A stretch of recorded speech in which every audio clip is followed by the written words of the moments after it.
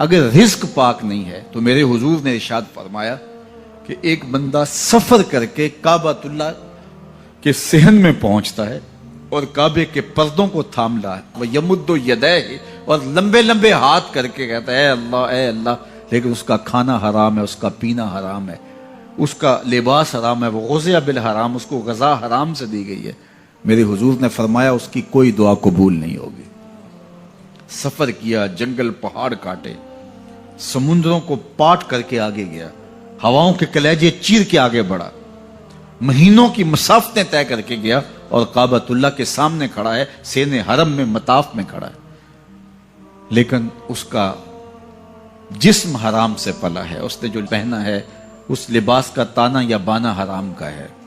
اس کو غذا حرام کی دی گئی ہے، اس نے پیا حرام کا ہے، اس نے کھایا حرام کا ہے، تو پھر اس کا یہ سارا سفر رائے گاں چلا جائے گا، اس کو کچھ نصیب نہیں ہوگا۔ تو سب سے پہلی شرط اس عنوان سے عقل حلال ہے، اس کے بعد پھر صدق مقال ہے کہ آپ کی زبان جھوٹ نہ بولے۔ جب کوئی شخص جھوٹ بولتا ہے، روحانیات تو دور کی بات ہے، اللہ کے فرشتے اس سے 1 میل دور ہٹ جاتے ہیں۔ جب کوئی شخص جھوٹ بولتا ہے تو حدیث پاک میں آتا ہے اس کے منہ سے ایک خاص قسم کی بدبو نکلتی ہے، اس بدبو کو ہم نہیں سونگھ پاتے لیکن فرشتے سونگھ، چونکہ فرشتے انتہائی حساس مخلوق ہے اور وہ جھوٹ کی وجہ سے نکلنے والی بدبو کو سونگھتے ہیں۔ اللہ نے حضرت امام اعظم امام ابو حنیفہ رضی اللہ تعالیٰ عنہ کو یہ بصیرت عطا کی تھی اور یہ باطنی نظر بخشی تھی کہ جب کوئی شخص وضو کرتا تھا تو اس کے وضو کے پانی سے پہچان لیتے تھے کہ یہ کس گناہ کا مجرم ہے۔ جب بندہ وضو کرتا ہے تو وضو سے ہاتھوں کے گناہ جھڑتے ہیں، منہ کے گناہ جھڑتے ہیں، تو وہ وضو کے پانی سے اس بات کو محسوس کرتے تھے۔ اللہ نے ان کو وہ بصیرت عطا کی تھی، لیکن انہوں نے اللہ کی بارگاہ میں عرض کی مالک مجھ سے یہ چیز چھین لے،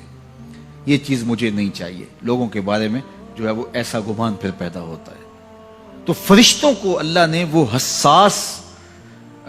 جو ہے وہ پاکیزہ وجود دیا اور ان کی حس ایسی ہے کہ وہ بدبو جو انسان بولتا ہے اور لفظوں سے جو اثرات نکلتے ہیں وہ محسوس کرتے ہیں۔ تو جب کوئی شخص جھوٹ بولتا ہے تو اس کے جسم سے، اس کی زبان سے جھوٹ کے ساتھ بدبو نکلتی ہے، اللہ کے فرشتے 1 میل دور تک پیچھے ہٹ جاتے ہیں۔ تو مجھے بتائیے جو شخص جھوٹ بولتا ہو کیا اسے کوئی روحانی مرتبہ مل سکتا ہے؟ یہ سوچا بھی نہیں جا سکتا، یہ امکانات سے ہی نہیں ہے۔ اللہ کے محبوب علیہ السلام سے پوچھا گیا کہ حضور کوئی مسلمان، کوئی مومن کیا بزدل ہو سکتا ہے؟ فرمایا نہیں، وہ بہادر ہوتا ہے، لیکن ہو سکتا ہے کبھی اس سے بزدلی بھی سرزد ہو جائے، انسانی کمزوری ہے، کبھی انسان بہت طاقت میں ہوتا ہے اور کبھی انسان کمزور بھی پڑ جاتا ہے، فرمایا ہو سکتا ہے کبھی اس سے ہو بھی جائے۔ پھر پوچھا کہ بخل کر سکتا ہے؟ فرمایا نہیں، مومن سخی ہوتا ہے لیکن ہو سکتا ہے کبھی اس سے بخل بھی ہو جائے،